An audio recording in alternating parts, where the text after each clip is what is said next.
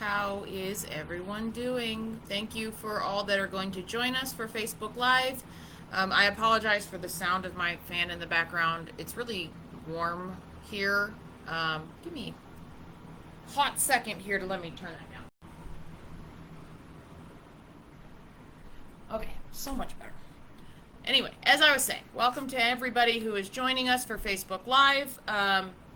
I hope all of you had a great holiday weekend and were able to enjoy some time with friends, family, or just be outside or do whatever it is that gave you a nice little break.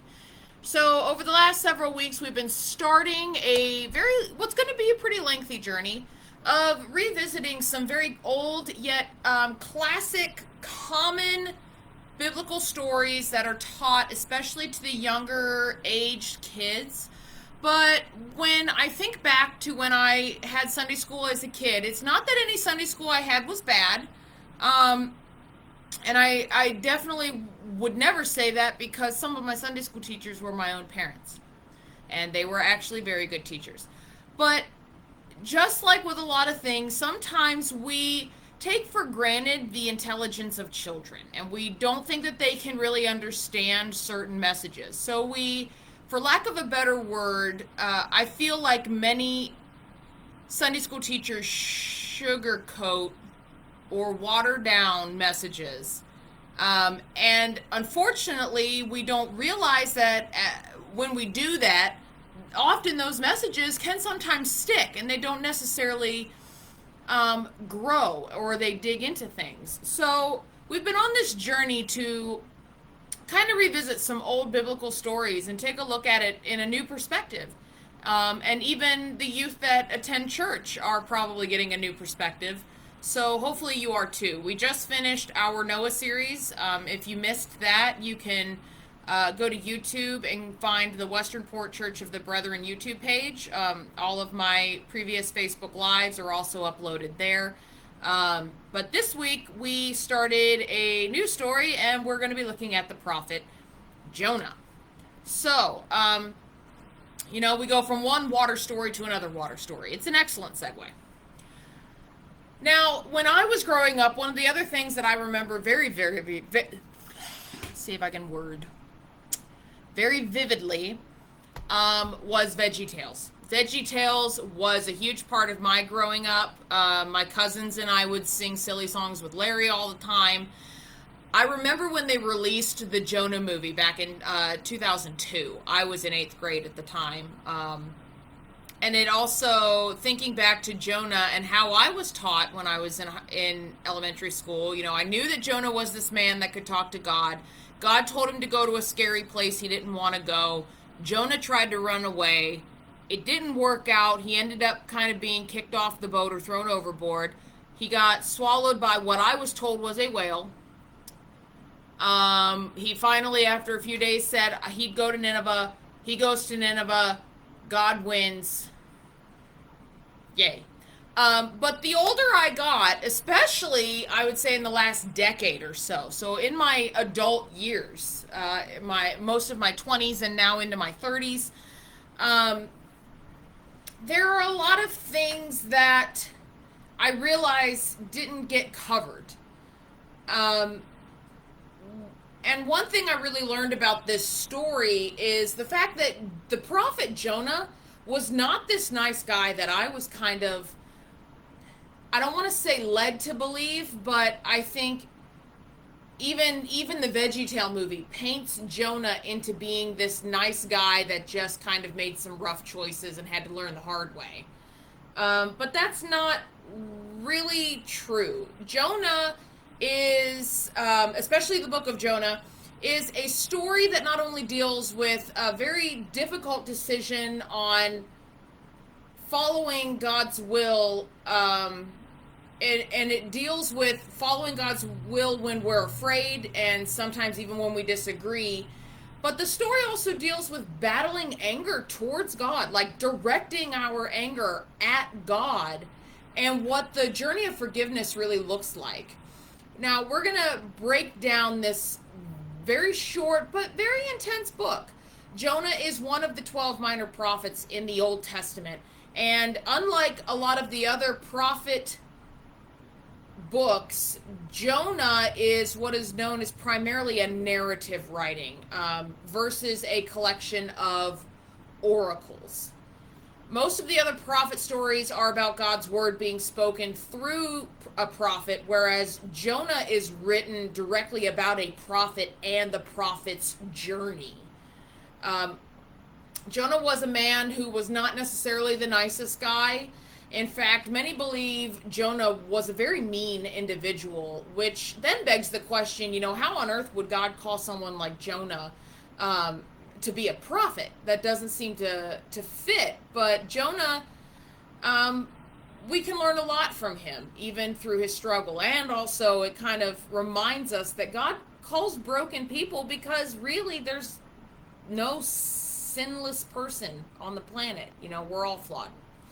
Jonah was written sometime after the Babylonian exile, and it was probably written around the reign of Jeroboam II, somewhere around 780-ish, 785 BC.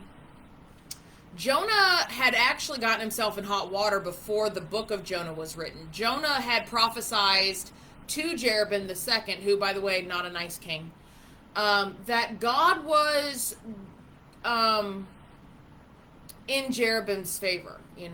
Jonah told Jeroboam that he would win this big battle and regain all of these territories, and that was not the case. God actually had to work through the prophet Amos to reverse, for lack of a better word, Jonah's prophecy, pretty much saying that actually he was going to lose all of the territories that Jonah had told him he'd gain because of Jeroboam's horrible actions. Now, all of this, again, takes place before the book of Jonah, but it's something that we need to understand to keep in mind as we pick apart the book of Jonah and understand Jonah a little more. So today, we're just going to start with chapter 1, verses 1 through 16. Technically, chapter 1 has 17 verses, but verse 17 flows better if we focus on that next week with chapter 2. So here, this first chapter of Jonah. The word of the Lord came to Jonah, son of Amittai. Go to the great city of Nineveh and preach against it, because its wickedness has come up before me. But Jonah ran away from the Lord and headed for Tarshish. He went down to Joppa, where he found a ship bound for that port. After paying the fare, he went aboard and sailed for Tarshish to flee from the Lord. Then the Lord sent a great wind on the sea, and such a violent storm arose that the ship threatened to break up. All the sailors were afraid, and each cried out to his own God. And they threw cargo into the sea to lighten the ship. But Jonah had gone below deck, where he lay down and fell into a deep sleep. The captain went to him and said, "How can you sleep? Get up and call on your God. Maybe he will take notice of us so that we will not perish." Then the sailors said to each other, "Come, let us cast lots to find out who is responsible for this calamity." They cast lots, and the lot fell on Jonah. So they asked him, "Tell us, who is responsible for making all this trouble for us? What kind of work do you do? Where do you come from? What is your country? From what people are you?" Jonah answered, "I am a Hebrew, and I worship the Lord, the God of heaven, who made the sea and dry land." This terrified them, and they asked, "What have you done?" They knew he was running from the Lord because he had already told them that. The sea was getting rougher and rougher, so they asked him, "What should we do to you to make the sea calm down for us?" "Pick me up and throw me into the sea," he replied, "and it will become calm. I know it is my fault that this great storm has come upon you." Instead, the men did their best to row back to land, but they could not, for the sea grew even wilder. They cried out to the Lord, "Please, Lord, do not let us die for taking this man's life. Do not hold us accountable for killing an innocent man, for you, Lord, have done as you pleased." Then they took Jonah and threw him overboard, and the raging sea grew calm. At this, the men greatly feared the Lord, and they offered a sacrifice to the Lord and made vows for him. So, God's pretty quick to start this one out. Again, if we were to look at some of the other minor prophets that are in the Bible, we get a little bit more of an intro to the book. This one just jumps right on out of here. There's no leisurely backstory here. God tells Jonah, hey, you're going to go to Nineveh and you're going to preach against it because the wickedness has come up before me. Now, okay, to someone who has a much deeper background of either history or even biblical history or biblical knowledge, to hear, to go to Nineveh, they might be a little skittish to do that. Nineveh was considered this very great city, but it was not great city in a good way. Nineveh was one of the oldest cities of the ancient Assyrian Empire. It was not a city of Israel at all. In fact, Nineveh was a pretty much purely pagan and Gentile city. This was a huge, dominating city that was a place feared by the masses, especially the Hebrew masses. So God saw the wickedness that was going on in Nineveh. First thing we need to realize is nothing's going to get past God. Nothing that we do gets past God. We might think that we're clever. Yeah, we're not as clever as we think we are. God sees and knows everything. Doesn't get past him.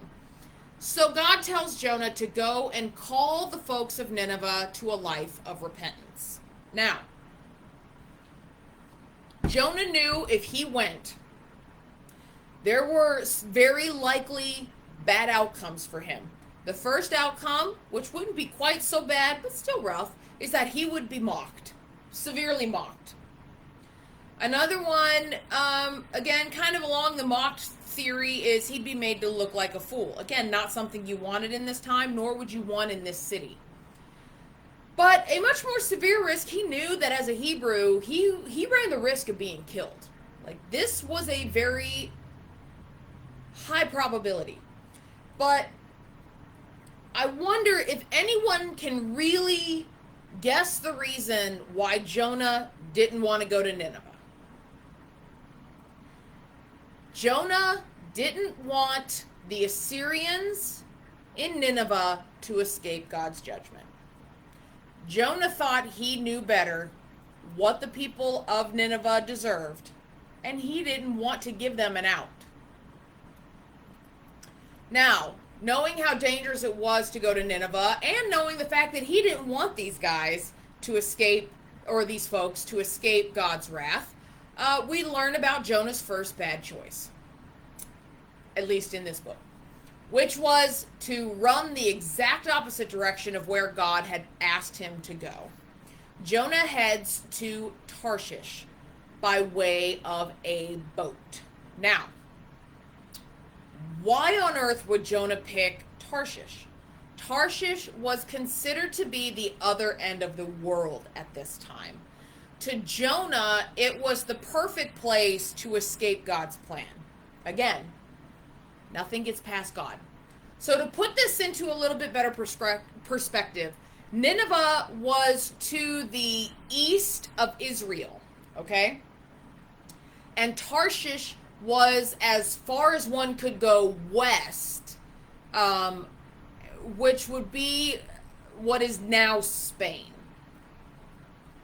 Now, he gets to the boat, he pays the fees to ride along, and they head out. I loved one of the commentaries I read. This individual wrote, and I quote, "Maybe Jonah should have read Psalm 139 verses 7 through 10, which talks about not being able to escape God. But guess what? You can run, but you can't hide from God." Yeah, it about sums it up. So, now, we also see another bad choice Jonah makes, and that's when he decides to run and hide via the boat. He doesn't really tell the crew aboard the boat who he is or why he's running. Now, we get hinted at in our scriptures that they knew he was running from God, but they don't know who he is or why he's running, right? He just kind of leads them to believe that he just needs to escape. As they get out to sea, we hear that God is not too thrilled at the fact that Jonah thought he could run from God. So all of a sudden, this horrible storm threatens the lives of the crew and the ship. The crew starts throwing cargo off, which, reading that, threw me off because at first this didn't make sense to me. After all, if a ship is out to sea and they're battling severe storms, the added weight would help stabilize the ship. But then I found out through research that if a ship is running a risk of taking on water or even potentially sinking, getting rid of the cargo and the weight would help that aspect. So, okay. Now, while all of this is taking place, Jonah is below deck, asleep. Now, I don't sleep well in storms when I'm in a house. I can't imagine being able to sleep on a boat that's being tossed in a very noticeable way. But he is. The captain rushes to Jonah in shock that he could sleep and tells Jonah to call on his God to save them, because the captain and his crew had already called out to their gods, and their gods clearly couldn't do anything. Now, these sailors were not necessarily the best people out there on the planet, but they didn't do anything wrong in this situation. They were fine to be on that boat. They were fine to be out at sea. Jonah was the one that had no business being there. So they decided to cast lots once Jonah came up to the deck to figure out who on the boat clearly caused this storm. Okay? Now, casting lots, or chloromancy, is an outcome that's very much determined by means that normally would be considered random, such as rolling the dice.